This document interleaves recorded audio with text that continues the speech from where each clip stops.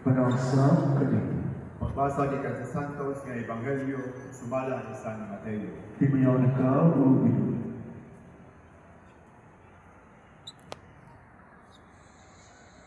Samtang nakigsulti pa si Jesus sa mga tao, niabot ang iyang inahan ug mga igsong lalaki.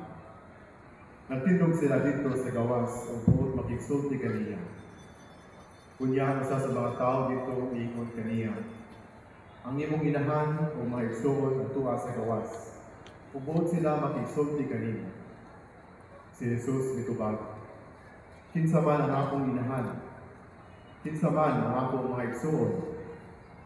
Unya itundo niya ang iyang mga tinunan o mingon. Tanawa, kini sila mao ang akong inahan o ang akong mga igsoon. Kaya nagbuhat sa gisugo sa akong amahan na tuwa sa langit. Mao ang akong inahan o mga igsoon. Ang Ebanghelyo sa Ginoo. Dahil ikaw, Kristo.